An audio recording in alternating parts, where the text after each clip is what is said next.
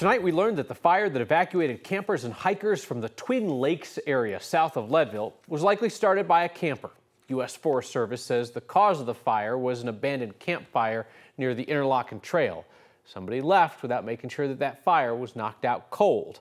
Of course, if you know anything about that, the Lake County Sheriff's Office wants to talk to you. That fire grew today to around 443 acres, just over a half a square mile on U.S. Forest Service land. 9 News reporter Lawrence Cafidi was there today where people were watching the efforts to try and rein it in. From the ground, the U.S. Forest Service says more than 100 people have been here today fighting this fire. From the air, we've seen planes and helicopters dropping water and fire retardant. And from nearby campsites, campers tell us that they were shocked to get here from out of town and see all of this. The only other thing that we might want to take is maybe one water bottle. High temps, plenty of sun, and a breeze seemed like the perfect combination to paddleboard on Twin Lakes. Look at it, honey. Those conditions also helped grow this wildfire to more than twice its size in less than 24 hours. To me, this is like chaos. This is kind of scary and sad because I don't know really what can be done.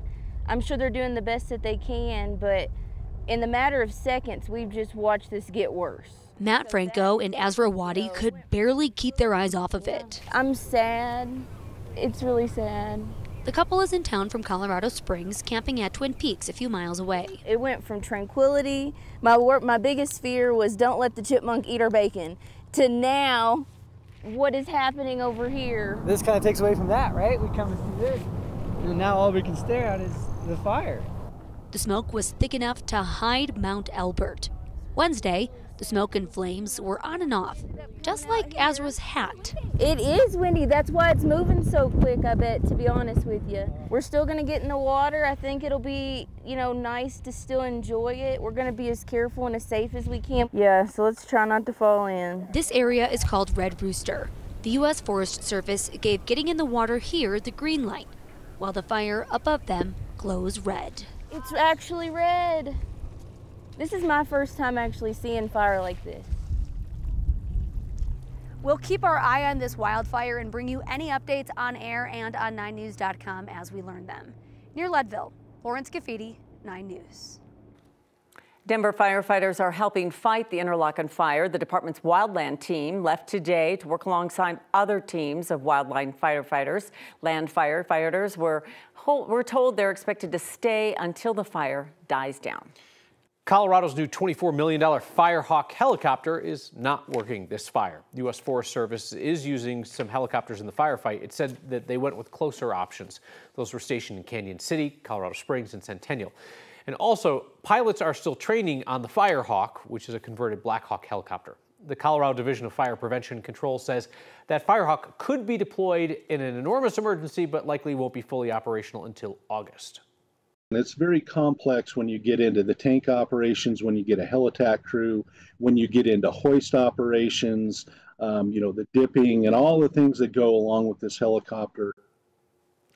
The state spent another $26 million last year to buy a second Firehawk. It's a Black Hawk expected to be delivered in September to begin that same conversion process.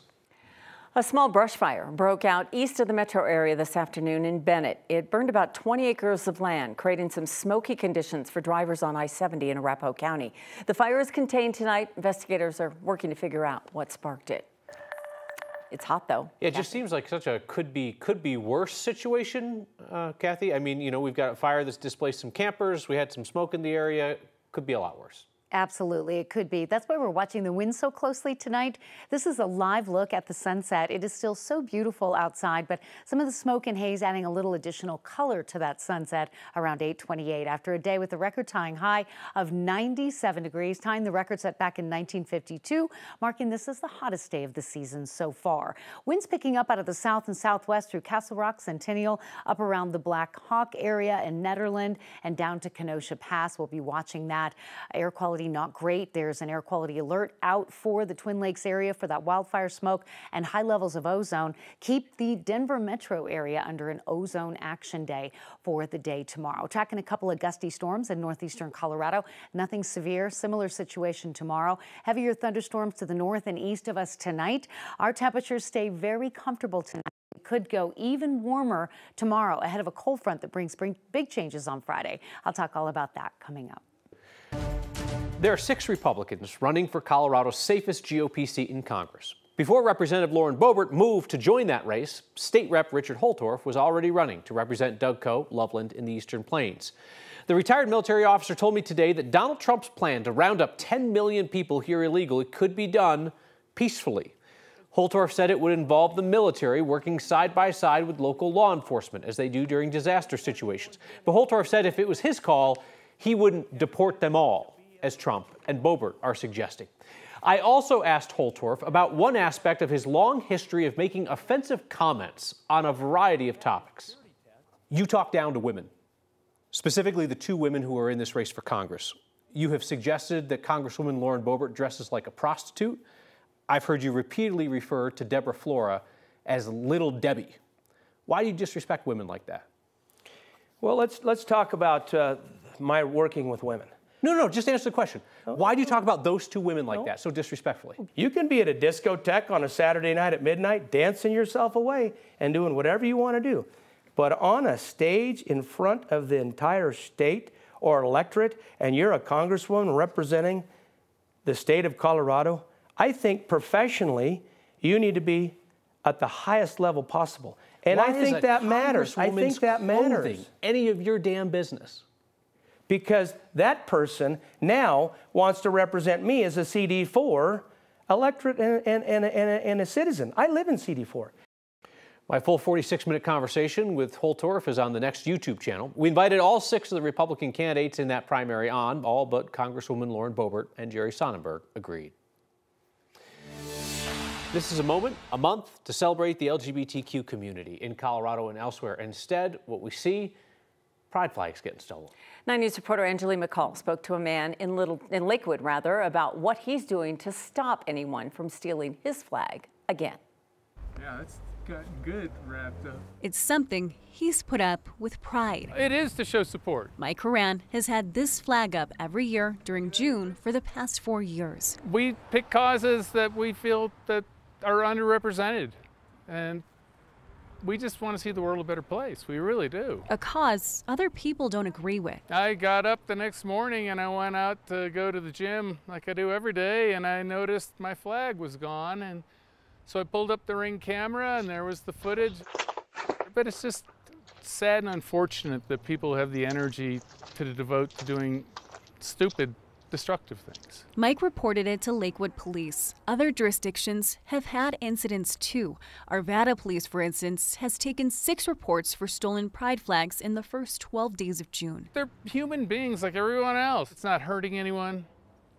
If you don't like it, don't look at it. Since then, he's replaced the flag. And I bought a bigger and better flag to replace it. New and improved with another feature. I fastened up a lock on here so that it can't just be taken out and hauled away. Despite it all, another chance to show just how much pride he has this month. They're good people or they're good people, and it doesn't matter.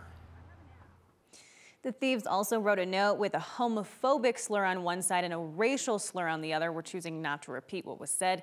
Mike and his wife filed a report and asked police that it be considered a hate crime. In the studio, Angela McCall, 9 News.